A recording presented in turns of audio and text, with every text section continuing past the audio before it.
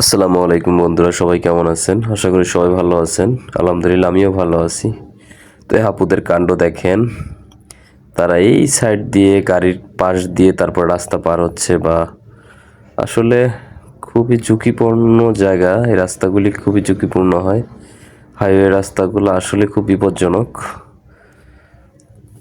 সবার জন্য। সবাই সবার উদ্দেশ্যে বলছি, এরকম রাস্তা পার হওয়ার সময় অবশ্যই সাবধানে পার হবেন। তো এই গাড়িটা সাইড দেওয়ার কারণে আমি এখন চলে যেতে পারছি। এই চাচার কাঁধে কি লোহার কিছু, এই রে। যাই হোক, এই রে, এই আপুটার কাণ্ডটা দেখেন। আপুর কোলে মানে কাঁধে একটা বাচ্চা, ছোট বাচ্চা, সেটা নিয়ে রাস্তা পার হচ্ছে। আমার সামনে পড়ে গিয়েছিল। যাই হোক, আল্লাহর রহমতে কিছু হয়নি। তো আমি এখন বামে, একদম বামে চলে এসেছি, কারণ আমাদের বাইকারদের যে কোনো এক সাইড ধরে যাওয়াটা সবচেয়ে সুবিধা, কারণ ফাঁকা থাকে। কিন্তু ফাঁকার মধ্যে মনে হচ্ছে প্রাইভেট কারটা আমাকে ঝামেলায় ফেলে দিয়েছে, কারণ সে আস্তে আস্তে সে বামের দিকেই চাপানোর চেষ্টা করতেছে। আসলে এটা ঠিক কিনা, ওর কিন্তু জায়গা আছে, এর যাওয়ার মতো কিন্তু ডানে পর্যাপ্ত জায়গা আছে। আমাকে চাইলে সে সাইড দিতে পারে, কিন্তু আসলে দিচ্ছে না। কেন দিচ্ছে না জানি না। আহ, উনি বারবার বামের দিকেই যাচ্ছে। এগুলো আসলে কি বলবো, কিছু ঘাউরা পাবলিক থাকে এরকম আর কি। আমি তাকে হর্ন দিচ্ছি, তারপরও সে সাইড দিচ্ছে না। কিছুই করার নেই, আমার এখন অন্য উপায় ব্যবহার করতে হবে। হয়তো আমি সোজা যেতে না পারলে আমি এখন ডানে ঘুরে মাঝ দিয়ে যেতে হবে। দেখি কি করা যায়। আমি অলরেডি ডানে সিগন্যাল দিছি, পিছনে গাড়িটাকে আমি থামানোর জন্য বলছি। দেখি কি করা যায়। হ্যাঁ, একটু ফাঁকা পাচ্ছি, মনে হয় আমি ডানে এখন চলে যাব। উনি আবার দেখেন, আবার বামে সিগন্যাল দিচ্ছে। উনি বামে কোথায় যাবে বলেন? বামে যাওয়ার জায়গা আছে, ওনার তো ডানেই জায়গা আছে।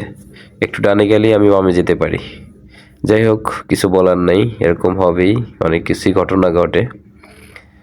তো আমি এখন ডানে যাব। সুযোগ পাওয়ার পর আবার পেলাম না, যেতে পারলাম না, ব্যাপার না। আমি এখন যেতে পারবো হয়তো। হ্যাঁ, এখন ডানে গেলাম। হ্যাঁ, মাঝের লেনটা ফাঁকা আছে। এখন কিছু দূর আগাতে পারবো। সামনে মনে হয় আবার জ্যাম আছে।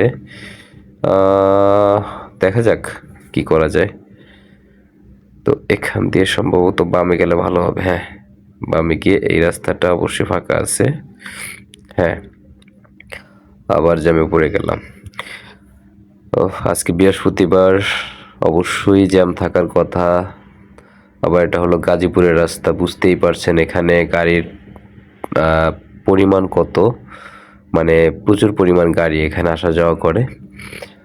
তো এটা একটা খুবই হাইওয়ে রাস্তা, খুবই ডেঞ্জারাস একটা রাস্তা, খুবই বিপজ্জনক একটা রাস্তা। কারণ যারা এই রাস্তায় আসেননি তারা বুঝবেন না যে রাস্তাটা এখন কত বিপজ্জনক। কারণ এখানে এমন একটা সিস্টেম করে রেখেছে যে মরণ ফাঁদ, এক প্রকার মরণ ফাঁদ। আমি আমার নিজের দেখা অনেকগুলো অ্যাক্সিডেন্ট আমি দেখেছি। কারণ এটা সাইডে একটা লেন, যেটা গাজীপুরে যাওয়ার রাস্তা, আর এক সাইডে আছে ঢাকা আসার রাস্তা, এবং মাঝে যে বিআরটি এর যে রাস্তা করেছে সেটা হলো দুই লেন, একটা ঢাকা যাওয়ার রাস্তা, একটা গাজীপুরে যাওয়ার রাস্তা। তো আপনারা বুঝতে পারছেন এই চারটা রাস্তা দিয়েই কিন্তু খুব স্পিডে গাড়ি চলে। তো একটা পথচারী যখন এক পাশ থেকে আরেক পাশে যাওয়ার চেষ্টা করে, আসলে আমি নিজের চোখে দেখা যে সে কত রিস্ক নিয়ে সে রাস্তা পার হয়।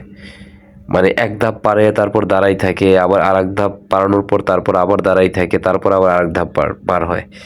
তো আসলে এভাবেই আবার দুর্ঘটনা ঘটে, কারণ সবাই তো সুন্দরভাবে রাস্তা পার হতে পারে না।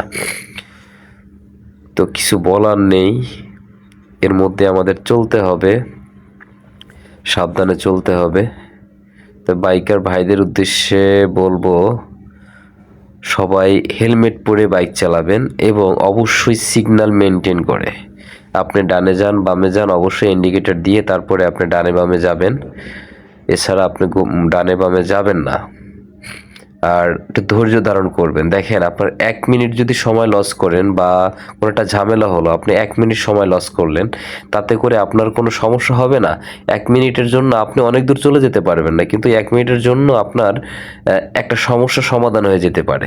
তো আমরা যদি একটু ধৈর্য ধরি তাহলে আমাদের জন্য অনেক উপকার হবে বা আমাদের জার্নিটা খুবই সহজ হবে। সবাই ভালো থাকবেন।